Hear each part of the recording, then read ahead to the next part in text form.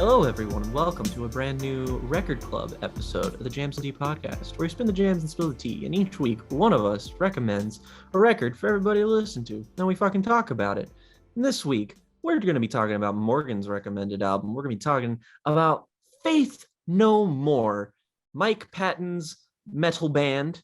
We have talked about Mike Patton before in the past. We've talked about his project, Mr. Bungle. We've talked about the subtitle. We've talked about California, but Morgan chose this album because it's anniversary. So it's turning 30, I think, in June, to be clear. But yes, sure. Morgan did pick this record. Morgan, why the fuck are we talking about Faith No More's Angel Dust? Why is it an important album? Faith No More, alternative metal, funk metal giants, the thing that brought the celestial being known as Mike Patton into the spotlight. This is their sort of seminal work, Angel Dust, and it's celebrating its 30th anniversary. And we can't seem to shut the fuck up about Mike Patton on this channel in some capacity. So here we are.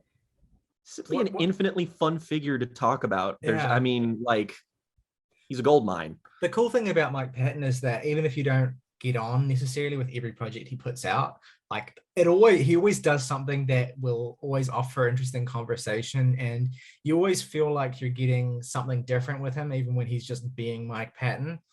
We have talked about the first and third Mr. Bungle albums before, which are incredible and just wild albums, and they represent the kind of uninhabited id of Mike Patton. But Faith No More is arguably a more famous and well-known project. They were actually a first hit radio success with 1989's The Real Thing, I think, was the record before this, which had huge songs on it, like Epic, and really made, I think, Faith No More a fixture in the alternative metal world, an original voice that were definitely they were taking to some extent from hair metal bands and 80s metal bands to a certain extent aesthetically, but they were also just doing so much different shit. They always had, even on that record where Mike Patton did not have a huge creative presence, he was more, brought on to do a lot of the singing and lyricism and stuff. He wasn't so much a creative force on that record, but the combination of personalities in Faith No More always still made the band stand out, even if they were coming from a tradition of stuff that was not particularly tasteful and has not particularly aged really well, all that now. Faith No More, in their music, has aged well, but it comes very much from a tradition of stuff that has not, and that we don't look back on particularly fondly. But what's interesting about Angel Dust, what's momentous about Angel Dust, is it's the first Faith No More record where Mike Patton has a huge primary creative driving force on the songs themselves, the writing, everything about the record. It's a big moment for Faith No More because, as I said, Real Thing, hugely commercially successful record, put Faith No More on the radio. Angel Dust is the moment where they kind of skirt away from the commercial appeal of that record's flashiest moments into songs that are a bit weirder, a bit stranger, a bit more esoteric, a bit wilder at certain points. It feels like the kind of album that you can only make if you have a lot of money, if you have serious label backing, and if you have total creative freedom. In a lot of ways, while it's not the most extreme example of a huge band taking a huge budget and making something super fucking weird, because it's not that unapproachable of a record, it still is, an example of what happens when, a band are not boxed into having to produce hits in the same way that a lot of big bands are, where they're given a certain level of freedom and where their weirdness is to a certain level embraced. This is a very 1992 record to me. It doesn't have a lot of commonality with the big albums of 91 that we've talked about last year, but it represents, I guess, creative freedom and uninhabited ridiculousness in rock music in ways that do kind of feel like a natural progression of some of the more, cutting edge stuff that we talked about in 91. It's a big, expansive, and just completely over the top album that is in equal parts fucking exhausting, and I'm sure will underpin the fact that this thing is far from perfect. But it's also like kind of enamoring. Like you're in awe of it when you're listening to it, and there's such a constant presence of creative drive and talent, and just like irreverence, that it's sort of endearing in a lot of ways. I think, and maybe the tone of this discussion would end up being different if this were the first Mike Patton project we were reviewing. I think for me, especially, like I've known this album for a while, but approaching it for the purposes of a record club and then comparing it to things like Mr. Bungle, that does kind of adjust the way that I approach it, which is maybe unfair to a certain extent because it's not the same band. But it's an interesting and weird and bizarre album. It feels like in some respects it's both overrated and underrated. And I'll try and maybe explain what I mean by that as we start to talk about it a little bit more. But what does this album mean to you guys? How long has it been in your guys' life for? And what's your kind of baggage, or what's your kind of like thoughts going into it? And what's your experience listening to this fucking thing? Well, personally, it's been in my life for approximately 1 week. I've listened to like the first two songs. Oh, okay. I listened to like the first two songs a little while ago, but I like just got distracted and had to do something else. So it just kind of interrupted my listening that had nothing to do with the album itself. But I kind of identify with your stance there, Ryley, because I feel like the waters are a bit muddied. Like something we established for context with the Mr. Bungle review was that Mike Patton joined and was with Faith No More basically to make Mr. Bungle and get that made. Like that was his passion project, and this was his mainstream project that he was getting onto to sort of earn his keep and be able to do something that was a bit more risky and just more singular. So, and I knew that approaching this, and and we'd also talked about California, and then coming back to this, it simultaneously acts both against this album's favor and kind of for it, in that some of the things that held me at a distance with the Mr. Bungle self-titled album was the fact that that was just so restless and ballistic and fucking wild. It's an album that where any given 5 seconds of it sounds entirely different than another given 5 seconds of it, and you're just absolutely plowed constantly with this fucking stream of Mike Patton's instrumental and thematic id, which is often vulgar, satirical, disgusting, intelligent, and all of these different vying things that are sort of battling it out in real time in music to create this hellish carnivalistic thing. And on the one hand, it's an incredibly engaging experience that you're just kind of like, wow, I can't believe something like this exists. And on the other hand, yeah, it's kind of fucking exhausting. You're kind of there at the end of that album. You're just kind of like, all right, I can put this away for a while. I'm done. Glad I sat here. This is really instrumentally proficient, but that's cool.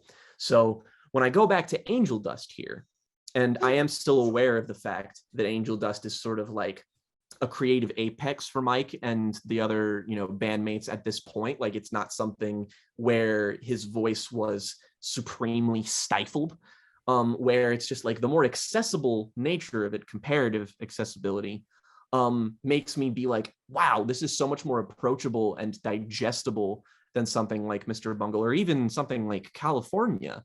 It's just much less erratic. And at the same time, it also makes me really appreciate why those albums are the way they are and the way that they work.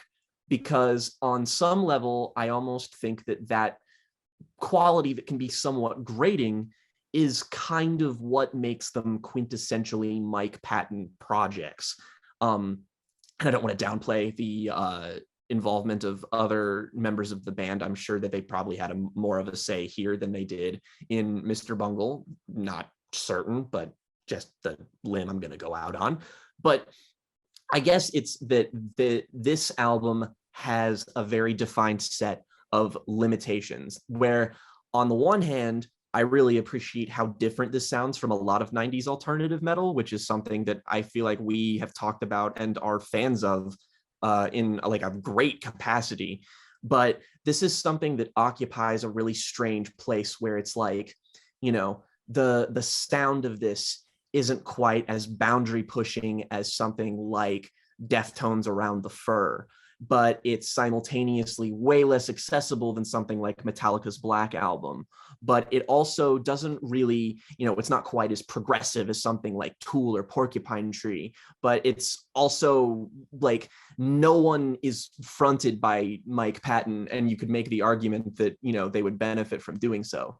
And another thing that informs my opinion here, weirdly enough, is the Dillinger Escape Plan, a band I thought of multiple times while listening to this. And sure, they're a much heavier band, like way more, but those kind of accessible Greg Puciato moments where you have, you know, like Unretrified and stuff really doesn't sound all that far from here.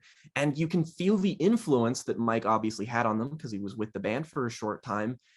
And honestly, it just sort of feels like a template for not only later Mike Patton projects, but people who are inspired by him. So I'm in a weird relationship with this, and that like I appreciate its relative accessibility, but I also miss something like California being the polished version of itself that it is. And it kind of means that this album loses a little bit of its luster for me personally, even though I think it's very good.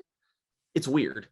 It's an album of baggage. I think I like it more than you. I think generally speaking, I find it pretty entertaining from front to back. I think it definitely helps that it kicks off with a run of 3 songs that are just like the peak of this band: Land of Sunshine, Caffeine, and particularly Midlife Crisis. I think. I mean, these are songs that, you know, everyone remembers, when who's heard this album remembers, and that stick out in the mind as like emblematic. Can I argue that it's 4 songs? Because well, RV like RV. RV is a bit more contentious, but it's certainly a song on the album Angel Dust by Faith No More. Yeah.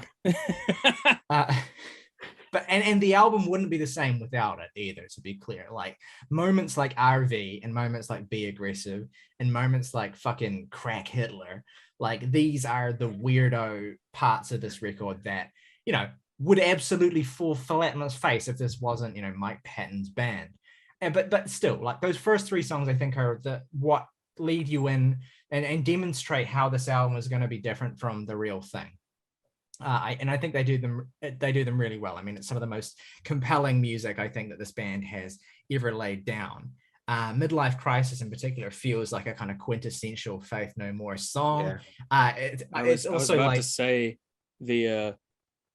while Jake mentioned it, mentioned Dillinger, the Midlife Crisis to Black Bubblegum pipeline is direct. Yeah. Actually, oh my god, that's oh god, yeah. And I mean, they're both kind of songs that are about like looking with disdain on a person who kind of like relishes the spotlight in certain ways. Yeah. Midlife Crisis, of course, being Mike Patton's Madonna diss track, which is maybe oversimplifying it a little bit, but it's not necessarily a song about disliking Madonna as it is about disliking Madonna's cultural prescience and the kind of shallowness that he perceives that to represent. The very like Mars Volta-esque lyric to me of "Your menstruating heart ain't bleeding enough for 2" is like it's just one of those little elements of this album that you'll always take away with you, is the way that Mike Patton decides to make that a hook. Sorry, your heart's doing what? Just, I mean, yeah, it's you know, it's a bit sus, but whatever. We'll let it slide because Mike Patton is again drinking a lot of coffee on probably presumably on some considerable adrenaline boosting sort of stimulant drugs, which he kind of does allude to on this record. I mean, again, Caffeine has the amazing, again, fantastic song, especially instrumentally, musically. I want to, because I feel they're at risk of getting under mentioned, and I'm sure fans of the band will probably scold us if we don't. Jim Martin, Billy Gould, Roddy Bottom, amazing name, by the way. And of course, my favorite member of Faith No More, besides Mike Patton, the fantastic Mike Borden, who is, you know, the anchor to so many of these songs as the band's drummer. fantastic. And there are moments on this record, my favorite moments on this record, in fact, where you get a real sense of the synergy and synchrony that this band are in creatively. Caffeine is one of them. Smaller and Smaller is another one. Small Victory as well. These moments where the band are kind of just really sort of like jamming and giving you the sense of not only like how well they work together, but also how complex they can be in their arrangements without sort of going full prog or like losing the sort of pop sensibility that the album has. I think it's reasonably well structured to kind of take you through these kind of peaks and valleys of the avant-garde influences next to, you know, songs like Everything's Ruined that are, you know, as accessible as the album gets. I mean, what are some of your guys like sort of standouts on this record, whether it's in terms of quality or just in terms of like memorability? Before we get to that, just because it sort of goes well with your point, it seems weird to say, just because I'm generally a huge fan of the guy and considering our podcast history with him, but I think Mike Patton is kind of my least favorite part of this album. And it like, glad I didn't have to do that. Yes, I agree with that. Because the moments where it sort of really feels like he's taking the reins here, the aforementioned RV. Kindergarten is one as well. Where that'd be one. Yeah, Kindergarten, Be Aggressive. The ones where he's really bungling all over Faith No More shit here. Crack Hitler as well, which is a song like Crack Hitler and RV are like, I think they're examples of songs on this record that maybe have aged the most poorly, where it feels like the kind of like, I think he's trying to go for like a sort of satirical thing where it's like a commentary on like white trash culture and like the sort of aspect of America that, you know, is you know, for in Mike Patton's perception, like, you know, not particularly cultured, not even just about that, Definitely but like the case with RV. Yeah, maybe he's on welfare or something. I don't know. Yeah, like people on welfare beating their kids and shit, and it's like, I get what you're trying to do. I get the kind of thing you're trying to do, but it's very shallow in this instance. That voice just cracks me the fuck up. The moment he opens his mouth on RV, it's so funny, Morgan, that you say that, is because I agree with you for entirely opposite reasons. Is that my favorite moments on this album are when it becomes truly zany and out there and weird, because when it's a little bit more normal and a little bit more like at peace with music that's comparable to it, is that I find Mike's presence kind of diminished, and like his success as a frontman feels like it's not, like the potential he has isn't quite being fulfilled there, which is probably more of me listening to Mr. Bungle first, especially California. But I find that an interesting dichotomy between the two of us nonetheless. Yeah. I definitely see what you mean, because I honestly like Crack Hitler pretty well. Just because I think what a sentence. I'm gonna take that out of context as soon as I'm editing this. I think the synergy between Pattonness and the rest of Faith No More as a band works better together than it does on something like RV, which is not a bad song. It is, as Ryley said, a song on Faith No More's Angel Dust. And I wouldn't like, I think it is a weakness of the record, and yet this will tell you enough. It's the weakness of the record, and yet I wouldn't take it off. Yeah, I agree. That's such a weird place to be with an album like this. I feel like I'm actually coming across far more negative than I actually am, because genuinely, like, I think every song on here is bare minimum good and maximum like really good. Like, this is a very consistent album. I think my only real issue with it, other than my aforementioned tiny little gripes and whatnot, is really that I just think it's a tad bit too long, maybe just a tiny bit. Yeah, I'm actually kind of surprised, Ryley. I thought you liked this album like a lot more than you did. Here we go. I was going to get to this. You recommend this album. Like, I've heard you recommend this album to people like 15 times in the last 2 years. Yeah, no, and I do like the album quite a lot. Let me be clear. I would probably, I would maybe guess that I like it the most of the three of us, but I'm not even sure. I think we all have it about rated the same. But I have kind of gone off it a little bit compared to how much I used to like it. I used to like this album a lot more than I do now, and I was kind of gutted to discover this week, or last week actually, because we were originally going to do this a week ago, when I first revisited this, how it didn't quite hold up as well as it did in my memory, because that I was really looking forward to like talking about how this is a minor masterpiece, and it's just not. Unfortunately, I don't love it that much anymore, and I'm not sure what has changed. Maybe I think the most likely answer is just how much I've grown to love Mr. Bungle, and particularly California, which is still one of my favorite albums ever. And again, I don't like hedging too much on those comparisons because they are kind of unfair. I do really like this album. I borderline love it. But it is like, to me, I think the more I try to like deepen my relationship with it, the more certain aspects of it that tire me become more present.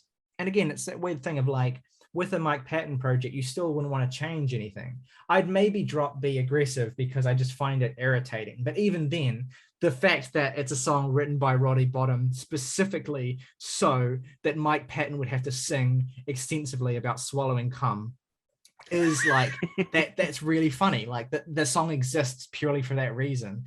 And Mike Patton obviously is good humored enough to go along with that and really lean into it too. I mean, one of the things that I do, even though it's my least favorite track and I dislike certain aspects of it, one of the things I like about it is like how the innuendo is obvious from the start, but it just gets more and more sort of like tasteless and just like in your face as the song goes on, until at the end of the song he's just going like, you're the master, I take it on my knees, ejaculation, tribulation, I swallow. Like it just gets so fucking over the top. And it's like, that's the spirit of Patton, the spirit of this band. Like again, because Roddy Bottum wrote this song.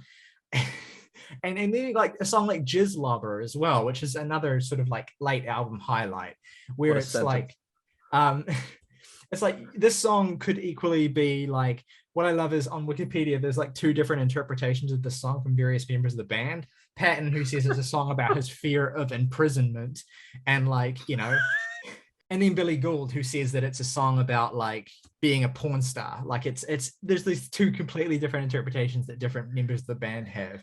And the song, I think, when I went to the song and listened to it and paid attention to the lyrics with those two interpretations, I got both of them, even though Patton's is definitely like, you have to, you know, look at a very oblique angle, as you do with a lot of his lyrics. But yeah, still, it's a really fun song, and it's a jam, and it has those elements to it.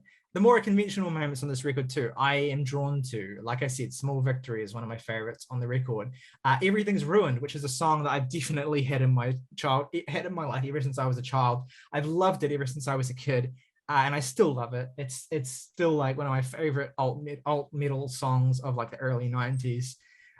It's not terribly complicated, and maybe I can see, Jake, where you come from with like, you know, when you have really zany shit, it can make some of the more normal stuff look less appealing by comparison. But I just think the song is an eternal jam, and I feel the same way about like Midlife Crisis as well. So yeah, and I like the way that the album does veer from moments like that to that. Like I think having Smaller and Smaller and Everything Is Ruined back to back is like my favorite 1-2 punch on this album, because they're very different songs, but they show you different aspects of what Faith No More do really, really well, I think. And Smaller and Smaller is a fucking rager. Yeah, I fucking love that track. That's, I think, my favorite song on the record instrumentally. Just really dope shit. Yeah, I think for all the sort of scattershotness of this album, the moments where it really comes together, like Smaller and Smaller and Midlife Crisis, are like, oh, this is why this album has the status that it has. And even if it doesn't always come together like that, it deserves to have that status because it's pretty supreme shit when it all comes together. I know you mentioned this as like a song that maybe you don't like as much, but instrumentally speaking, my favorite song on here is actually Kindergarten. I think the guitar work on this is just like utterly hypnotic. I just love listening to it. It's like, and you kind of have, for as much as I said that I really have kind of a mixed opinion on Mike Patton on this album, in that his fundamental strengths and like his voice and vocal range and his vocal diversity is really fantastic. Like on this, he's kind of taking on a James Hetfield like affectation, sort of like, and he kind of does that throughout the album. He really switches it up a whole lot of times in ways that aren't as outlandishly cartoonish. as they are on Mr. Bungle, but enough to make you feel like you're really getting a full kind of holistic alt metal experience. And that I'm definitely cool with. This is like the parallel universe version of an enjoyable version of like a Red Hot Chili Peppers album, where like all of the instrumental qualities are like good, but they're also like measured in a way that makes them feel a little bit less masturbatory. Like this just feels like a more concise version of like the funk metal sound. I don't quite think I'm as impressed by the guitar work as I am by I am on something like Blood Sugar Sex Magic, ironically, an album I like far less than this. But again, it's weird to talk about this album because for every positive I have like a tiny itty bitty little negative, which again, it's weird. I think you're right to bring up Red Hot Chili Peppers, or like at least it's fitting because, you know, if we're going to talk about the biggest sort of names in funk metal at this juncture, I mean, Faith No More and Red Hot Chili Peppers are like these polar opposites in a lot of ways, but they also like share a lot of DNA too. Fronted by insane men. And they're both incredibly popular. Like they must be the two most popular funk metal bands at the time. Would you I don't know, would you consider Rage Against the Machine funk metal in it? Or is that like too much of a stretch? It's definitely an influence, but okay, because that's to me like this is a juncture. I feel like it's way more rap metal than it is funk metal. Yeah. But like you would describe it as that before. Sure, yeah. But they're like they're all three of these bands incredibly popular at this exact time, and you know, this is kind of like this sort of more, I guess you can really call Rage Against the Machine irreverent, but this kind of like, I would say more tasteless, indulgent sort of metal that's also kind of like a riposte to the tasteless, indulgent metal of the 80s. Like this is a moment for that sort of stuff. And I mean, in a lot of ways, interestingly, like the grunge movement kind of represents a response to even this, but it's also irreverent in its own ways and like yada, yada, yada. Yeah, you have this weird scene where like, it feels like, and this is maybe like too grandiose of a word to use to describe this, but it feels like this is an album worth talking about because like a lot of metal music at this particular juncture, or just like loud, aggressive rock music, felt dangerous. Like especially like so much of what was happening and what was popular was so like unusual and, you know, bizarre. And I mean, this is the only point in history where an album like Angel Dust could be the success that it is, even if it wasn't as commercially successful as Real Thing. You know, it's the only point at which, you know, an album like this could get made, an album like this could make sense culturally, and an album like this could, you know, exist as its own bold statement that isn't sort of swallowed up by the scene or whatever. Like, there's just an extra quality to funk metal in general that you'll either kind of be able to dig into that and get on board with it in certain instances, or you'll be thrown off entirely. Like, I know of people who consider this album one of the greatest of all time, and I know of people who can't stand it. And while to me, I guess I can definitely understand the former position more so than the later position. I could see why this would be someone's like favorite album. Like I can see how you would get to that point. I also can't understand as much being like completely in opposition to it, because it's about as welcoming, weirdly enough, as this style of music gets. It's about as funny, and it's about as like reaching a hand out to you and pulling you along for a roller coaster ride as this kind of music gets. Yeah, and I think that is what makes Faith No More eternal. Like Red Hot Chili Peppers are way too divisive because they're too like one note. They're like too just like, well, I'm trying to think how you would describe them in a way that's not inherently negative, because I don't like the Peppers, but you know, they're just like a novelty band, whereas this band were able to rise above that. They were able to like turn their novelty aspects into like actually interesting and like funny and meaningful aspects of their appeal, and then just, you know, kick enough ass to rise above any kind of simplifications as well. So, you know, I'm rambling now, but you get what I'm saying. I think much there's a difference between the two of them. It's the Red Hot Chili Peppers are a fundamentally frivolous band, and the Faith No More is a fundamentally tasteless band. It's just that they do different things with the frivolousness and tastelessness. And I think that there's a side to the, like, musically, Mr. Bungle and a lot of other projects from this, like, this is kind of the template, right? And that's why there's a bit of a problem with it, maybe with us who like the more extreme variants that pop up from it later. But simultaneously, yeah, it is kind of an entry point for this world of music, because I mean, in sharp contrast to the Chili Peppers or anything, it's like all of the songs on here, while they are perfectly subversive in their own way, is that they're always like, you do have songs on here that are just kind of like, like Jizzlob or whatever, where it's just like fundamentally like, it's just kind of dumb, but there's a vulgarity to it. There's something that, culture as a whole, like, this is a definitive countercultural 90s product to me, and that it is just, it is aiming to go against the grain first and foremost. And I feel like the funk metal sound is a good way to go about that, especially in the early 90s, because we talked about that with Blood Sugar Sex Magic. There weren't a lot of like American bands that really sounded like the Peppers that far back. It was something that was relatively new and weirder, and that's why people were fascinated with it. And with here, I kind of feel like it's edgy enough to catch people's attention, but like Mr. Bungle is edgy and provocative in a way that like kind of upsets you. It's like meant to kind of reach in and just like make you actually think about things. You think about a song like Girls of Porn, which is like, again, fundamentally ridiculous fucking song. And then you listen to it and you really think about it and you're just like, I get the point this is making though. And that's kind of terrifying. And you look at how it's set up within the sequence of the album, and there's so much about the construction of that.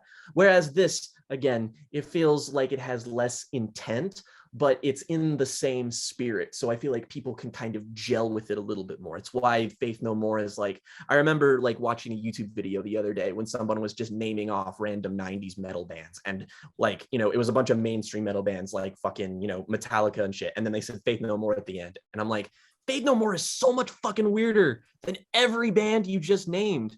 How are they able to manage to get into that little window of success? And I think that's probably just the magic of Mike Patton. There is a certain amount of accessibility and a certain amount of instrumental prowess that he just possessed that was able to sort of, walk a tight tightrope and manage to get some level of actual like acclaim and some level of popularity, which is, again, still kind of astonishing. And charisma, I think, is the biggest thing as well. Like, this man could have been a cult leader if he wanted to. Like, I'm not entirely convinced he isn't. Yeah. My three favorite songs in this record are Midlife Crisis, Everything's Ruined, and A Small Victory. Least favorite is Be Aggressive, and I'm going to give the album a 7. My three favorites are Midlife Crisis, Smaller and Smaller, and Land of Sunshine. Least favorite is RV, and I will give the record a 7.5 out of 10. All right, three favorite tracks. I'm gonna go with a song that I didn't actually get to shout out, but I really love the guitar work on stuff like Malpractice. That's again one of the more poignant songs on the album to me. And backed up by Kindergarten, which I just really enjoy that one. And I'll say Caffeine is my favorite of that sort of opening rush of tracks. And my least favorite's probably Crack Hitler, actually. I just sort of get the least out of that. And I'd give it a wavering between a 6.5 and a 7, but I'll give it a 7. It's a very good, consistent, enjoyable album. It's just difficult to view it for what it is instead of what it isn't sometimes, And that's fair enough, and it's good to just be forthright about that too, which gives us an average rating of 7.2 for Faith No More's Angel Dust. Let us know at home what Angel Dust means to you. Is it your favorite Faith No More record? Do you prefer other Faith No More records? Have you not even heard it? Are you new to this whole world of music? Let us know what you think of this record in the comments below. If you're on YouTube, if you're listening on Spotify or Apple, head on over and let us know what you think. If you enjoy this video, please consider giving it a like if you're on YouTube, or giving it a 5-star rate and review if you're on Spotify or Apple as well. Either way, those things help us a huge amount. If you want to support us above and beyond, though, you can hit the join button, and for just $1 a month on our YouTube channel, you can become a supporter of the channel and get yourself entitled to certain perks, such as having your name featured in the title crawl of every video on this channel, having priority comment response. And if you want to recommend us something to listen to, your recommendation will go to the top of the pile. As always, though, folks, rock over London, rock on Chicago, Adidas. Impossible is nothing.